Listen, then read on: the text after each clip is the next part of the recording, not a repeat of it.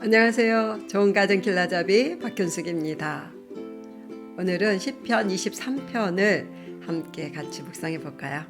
시편 23편을 뭐죠? 핸드폰에 있는 어플을 보셔도 되고 성경책 있으신 분은 펴도 됩니다.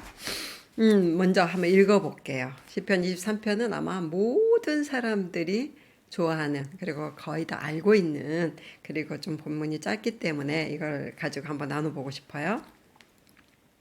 여호와는 나의 목자시니 내게 부족함이 없으리로다. 그가 나를 푸른 풀밭에 누이시며 쉴만한 물가로 인도하시는도다. 내 영혼을 소생시키시고 자기 이름을 위하여 의의 길로 인도하시는도다. 내가 사망의 음침한 골짜기로 다닐지라도 해를 두려워하지 않을 것은 주께서 나와 함께 하심이라. 주의 지팡이와 막대기가 나를 안위하시나이다. 주께서 내 온수의 목전에서 내게 상을 차려주시고 기름을 내 머리에 부으셨으니 내 잔이 넘치나이다. 내 평생의 선하심과 인자하심이 반드시 나를 따르리니 내가 여호와의 집에 영원히 살리로다. 읽기 전에 뭘 했어야 되냐면, 하나님, 이 시편 23편을 묵상하려고 하는데요, 제게 하신 말씀을 깨닫게 해주세요. 이렇게 기도하고 했어야 되는데, 자, 여러분 지금 한번 해볼까요? 각자 기도해 봅시다. 하나님, 이 시편 23편을 통해서 제게 하실 말씀을 제가 깨닫게 해주세요. 아멘. 특별히 오늘 이 시간에 지금 제게 하실 말씀을 깨닫게 해주세요. 자, 그런 마음을 가지고 다시 한번 읽어보시기 바랍니다. 그러면 1절에서 6절까지잖아요. 이 말씀 중에서 가장 다가오는, 여러분에게 가장 다가오는 구절은 어느 구절이세요? 아니면 어떤 단어가 있는지. 그러면서 속으로 기도하면서 한 번만 더 천천히 한번 보시기 바랍니다. 내게 다가오는 구절이 어딘가.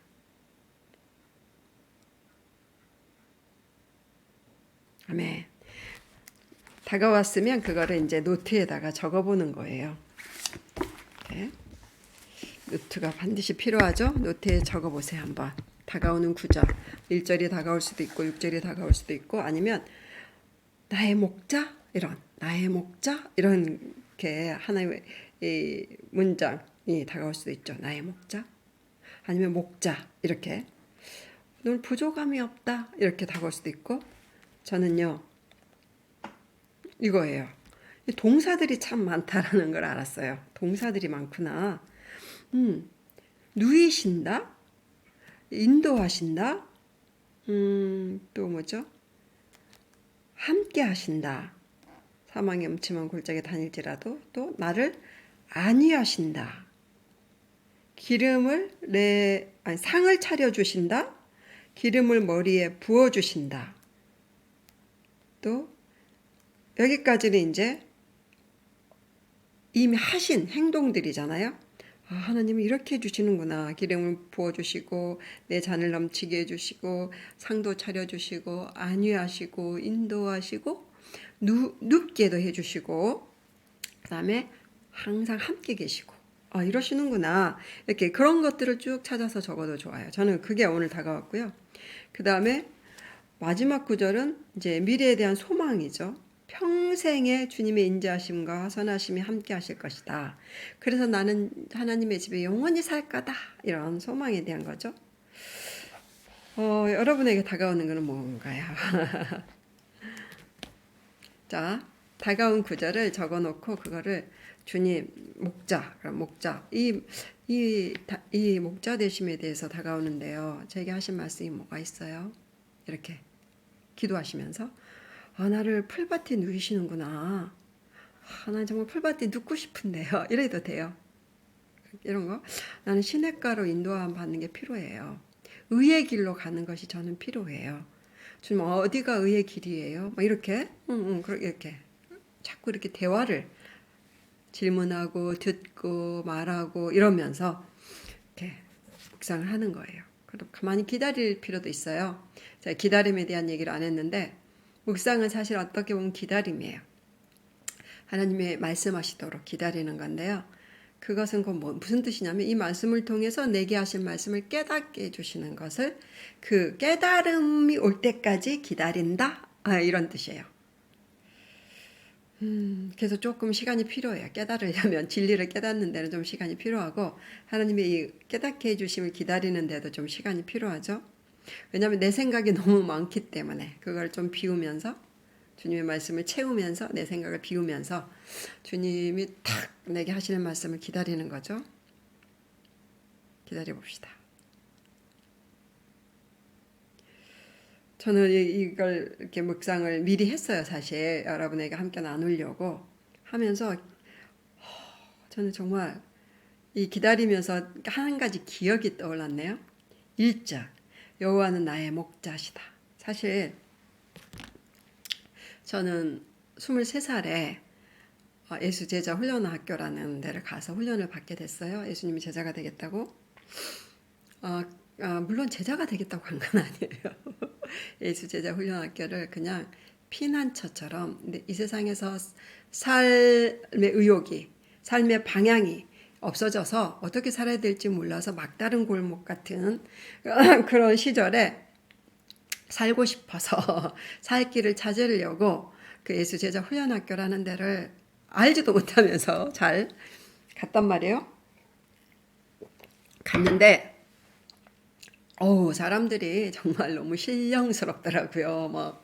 찬양할 때 손 들고 눈 감고 찬양하고 정말 하나님 말씀을 쑥쑥쑥쑥 알아듣고 이해하고 반응하는 것 같은 그런 모습들. 저는요 어떤 느낌이었냐면 이 많은 무리들 중에 나만 어둡고 고민 많고 그런 이 밝은 세상의 어두운 존재 이런 느낌이 들었었어요. 그래서 이렇게 구석에 늘 있었어요. 강의 들을 때도 구석에 있고 예배 드릴 때도 구석에 있고 끝나면 바로 방에 들어가서 혼자 있고. 왜 그랬냐면 사람들과 어떤 어울릴 만한 여력이 없이 내 문제가 너무 심각했어요. 어떻게 살아야 되지? 내가 살 가치가 있을까? 앞으로는 어떻게 살아야 돼? 이런 거 있잖아요. 삶의 방향을 잃어버렸기 때문에 내 문제가 너무나 시급했죠. 그래서 사람들에게 주의를 기울일 시간이 없었어요. 그런데 궁금한 게 있더라고요. 사람들이 목자 되신 주님을 특별히 지금 이 목자 하니까 딱 너무너무 찬양을 하면서 확신을 하는 것처럼 보였어요. 하나님은 나의 목자시다. 이렇게 시편을 읽으면 그냥 나 좋아하는 나의 목자시다. 너무 확신에 찬 목소리가 들리잖아요. 지금 이 다윗의 시잖아 이게.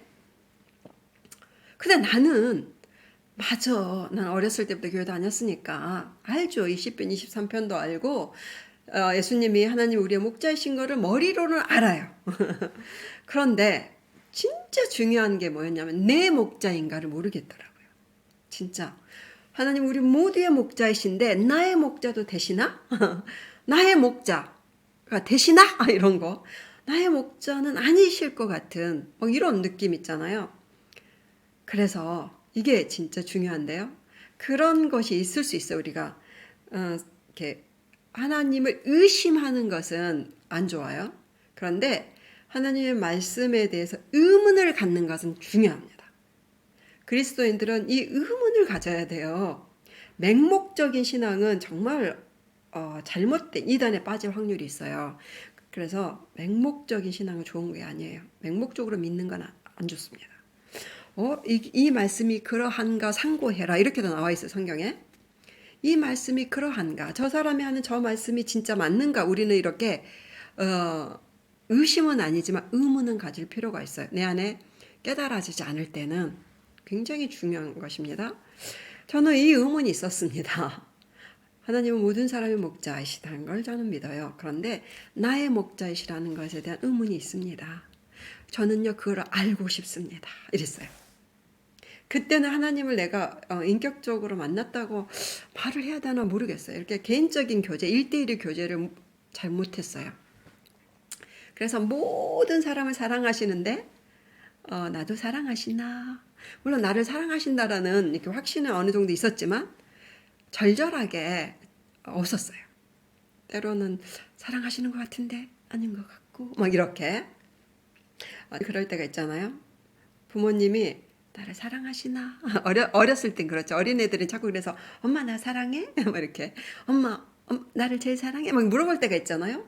그럴 때는 항상 답이 뭐여야 되냐면 그럼 엄마는 너를 특별히 사랑해. 너를 제일 사랑해. 이렇게 답을 해줘야 돼요. 저는 하나님의 사랑을 알고 그 답을 하나님의 사랑이 모르면 그 답을 못한다는 생각도 들어요. 근데 이제 나중에 하나님이 나를 그렇게 사랑하신다는 안 다음부터는 우리 자녀들에게 항상 그렇게 얘기해줬어. 너를 정말 사랑해. 특별히 사랑해. 자녀를 키우다 보니까 알겠더라고요. 모두 이 세 자녀를 똑같이 사랑하는데 한 사람 한 명을 한 명 한 명을 특별히 사랑하더라고요. 이게 가능한 일이라는 거를 이제 알아요. 제가 그 특별한 사랑을 깨닫고 나서부터 이걸 알게 됐거든요. 그 계기를 말씀드릴게요. 특별히 목자 되심을 시편 23편을 수없이 노래하고 암송하고 했지만 나의 목자인가를 제가 몰랐다는 거예요. 나의 목자가 되시나. 그래서 계속 이게 중요합니다. 내가 의문이 들고 알고 싶다면 이 간절함, 하나님은 찾는 자에게 만나주세요. 부르짖는 자에게 응답하시죠. 그래서 자꾸 이렇게 부르짖고 찾아야 돼요. 그래서 포기하지 말고 내가 이렇게 의심을 하지 이러지 마시고 확신이 안 들어. 그러면 하나님께는 언제든지 얘기할 수 있어요. 확신이 안 들어요. 저 안 믿어져. 이럴 수 있어요. 하나님 우리 마음은 중심을 보시고 계시니까 다 아세요. 그러니까 아닌 척 안 해도 돼요. 제가 왜냐면 난 절절했어요. 진짜 내 삶에 인도자가 필요했어요. 왜냐면 내가 어디로 가야 될지 모르고 어떻게 살아야 될지 모르는데 인도자가 필요해. 근데 하나님이 목자시래며. 그럼 나를 인도하셔야 되는 거 아니야? 근데 나는 그걸 못 믿겠어. 모르겠어. 이런 거죠. 그래가지고 계속 질문을 했어요. 예수님, 나의 목자도 되세요? 다른 사람이 목자인 것 같아요. 왜냐면 다들 그걸 고백하니까요. 근데 저는 제 목자인 거를 저는 알고 싶어. 잘 모르겠어요. 알고 싶어요. 진짜예요. 이렇게 해서 진짜예요. 진짜 내 목자이세요. 진짜 내 목자세요. 뭐 계속 질문을 했어요. 저는 시간만 나면 계속 질문을 하는 거예요. 진짜입니까? 이 목자라는 그 단어를 내 안에 가지고 계속해서 질문을 한 거죠. 그런데 그 와중에 제 생일날이 됐어요. 사람들이 막 밖에 쉬는 날이었는데 제 생일날이 그 학교 안에서 생일을 맞이했는데요. 그날은 더 절절하더라고요. 왜 내가 왜 살아야 되는지 내 삶의 방향을 모르면 왜 살아야 되는지 모르니까 생일날이 그렇게 기쁘진 않겠죠. 내 생의 의미를 알아야지 생일도 기쁜 거잖아요. 그래서 더 절절하게 하나님 진짜입니까? 내 목자이십니까? 모두의 목자이신 건 맞지만 내 목자인 것을 알고 싶어요. 막 이랬는데 그리고 이제 오후가 돼서 밖에 나갔어요. 해질녘에. 사람들이 이제 운동장 같은 마당에 나와가지고 또 온 동네 사람들이 밖에 또 동네 그때 광화도에서 훈련 받을 때인데요. 막 사람들이 떠들썩해요. 나가봤는데 왜지? 온 동네 사람이 다 떠들썩 학생들도 있고 동네 사람들도 떠들썩하는 거예요. 갔더니 다들 하늘을 쳐다보면서 막 봤더니 노을이 정말 너무너무 아름다운 정말 장엄한 노을이 온 하늘에 가득. 나중에 알게 됐는 강화도에 그 노을이 참 아름답더라고요. 그 근처에 살아서 알았는데 그땐 처음이죠. 그때까지 제가 제일 좋아하는 자연물 중에 하나는 노을이었거든요. 너무 아름답더라고요. 진짜 말로 표현할 수 없다 이런 말을 그때 알았어요. 너무 아름다워서 저도 와 정말 장관이다 이렇게 하고 있었거든요. 그때 음성이 들렸어요. 왜냐면 너의 생일 선물이다 그러셨어요. 지금도 잊혀지지가 않네요. 너무나 분명하게 이 마음속에서 너의 생일 선물이다. 근데 재밌죠? 그 음성을 들었는데요. 그 이후로는요. 하나님이 나의 목자시라는 것이 한 번도 의문이 생기지 않고 의심이 생기지 않은 거예요. 그냥 믿어졌어요. 그게 생각이 났어요. 여러분도 정말 하나님이 나의 하나님이신가? 나의 아버지신가? 목자이신가? 나의 주인이신가를 때로는 의문이 들 때 정말 나를 사랑하시는가? 그럴 때는요. 그냥 주저함 없이 알 수 있을 내 가슴으로 체험할 때까지 그분에게 매달리세요. 저는 확신해요. 하나님 살아계시고 여러분과 함께 계세요. 각 사람을 특별히 사랑하셔서 함께 계셔요. 그래서 반드시 말씀해 주십니다. 확신을 심어주세요. 그 하나님을 믿으시고 한번 묵상할 때도 그냥 포기하지 마시고, 이 말씀이 안 깨달아져, 잘 모르겠어, 다른 사람만 사랑하시고 말이야, 이러지 마시고, 저도 사랑하세요? 저는 알고 싶어요. 이 말씀 무슨 뜻이에요? 저는 깨닫고 싶어요. 성령님은 깨닫게 해주시는 분이시죠? 저도 깨닫게 해주세요. 이렇게 좀 매달리는 심정, 간절함이 우리 안에 필요합니다. 하나님의 목자 되심을 절절하게 알게 됐어요. 그래서 오늘은 저는요, 오늘의 적용, 이런 기억을 해보시면서 하면서 오늘의 적용이 이거예요. 여러분들 쭉 읽으신 다음에 오늘의 적용, 특별히 한 단어를 뽑으시고 그걸 적용해 보시면 좋겠죠. 저는 이 전체를 보면서 목자, 그 다음에 선하신 인자하신, 그 다음 평생, 이것이 평생 간다. 그래서 평생에 함께 하신다, 이거 적었어요. 그래서 주님, 더 하실 말씀이 있으세요? 하더니 이런 마음에, 너는 있잖아, 안심해라, 이런 음성이 들리는 것 같습니다. 안심해라. 왜요? 너 있잖아, 옛날에 너와 함께 했던 내가 미래에도 함께 있단다. 평생. 지금까지 살아온 인생이 반평생이라면 앞으로도 반평생, 그리고 영원히 함께 계시겠다. 사실 어제 저녁에 자다가 아팠어요. 자다가 아프니까 별 생각이 많이 들더라고요. 이러다가 새벽 3시가 되니까 아프더라고요. 그래서 혼자 이런 생각을 했어요. 나중에 죽으면 새벽 3시에 죽나 보다. 그러면서 약간 두려움이 있더라고요. 갑자기 이렇게 아파가지고 혈관 질환 같은 거 생겨가지고 죽으면, 이렇게 누워있다 죽으면 좀 안 되는데 어떡하지? 이런 불안이 제 안에 있었어요. 근데 오늘 다행히 여러분하고 20편, 23편을 함께 묵상하면서 제가 하나의 음성을 들었네요. 안심해라. 평생 나의 선함과 인자함이 너와 함께 있단다. 전에 너를 어떻게 돌봐, 그 노후를 기억해? 너가 잘 몰랐을 때도 난 그렇게 너에게 선물을 주면서 너와 함께 있었잖아. 50대가 되고 60대가 되고 80대가 돼도 그럼 내가 널 떠나겠니? 아니지. 이런 너의 평생에 자나 깨나 함께 있을게. 그러니까 이렇게 안심이 돼요. 그리고 내가 어떤 상황에, 어떤 위치에, 어떤 일이 생긴다 해도 그것 때문에 흔들리지 않게 되는 안심이 생겼어요. 뭐냐면 주님은 내가 병들어도 늙어도 죽을 때도 주님은 나와 함께 계신다는 뜻이죠. 영원히, 죽음 이후에 영원한 삶 가운데서도 함께 계신다. 그러니까 되게 오늘은 여러분과 함께 묵상하기 위해서 10편 23편 했는데, 여러분 덕분에 저는 특별한 상을 또 받았네요. 특별한 상. 그러니까 온수의 먹전에서 하나님 상을 베푸신 것처럼 23편을 저에게 먹어라. 이 말씀을 먹어라 하면서 잔치를 베풀어 주시네요. 여러분들이 잔치 안에서 맛있는 거, 여러분의 꼭 필요한 영양소를 섭취하시고 댓글로 저는요 이 구절이 다가왔고요, 이렇게 적용했어요. 적용은 오늘 할 일도 있겠지만 내가 안심하는 저같이 마음의 변화를 일으키는 것도 있고, 격려받는 것도 있고, 또 지시받는 것도 있고, 책망받는 것도 있고, 여러 가지가 있을 수 있죠. 그 모두 다 하나님의 이 말씀 안에 있는 음성이라면 하나님의 음성이고 하나님의 말씀입니다. 자, 다음에는 그러면 이제 더 하나님 음성 듣는 법을 한번 더 나누고 싶어요. 그리고 가능하면 또 같이 묵상하는 거를 좀 더 이어서 한번 해봅시다. 여러분 10편, 23편을 맛있게 영의 양식으로 섭취하시면서 행복한 하루, 주님과 동행하는 평생이 되세요. 여러분 축복합니다.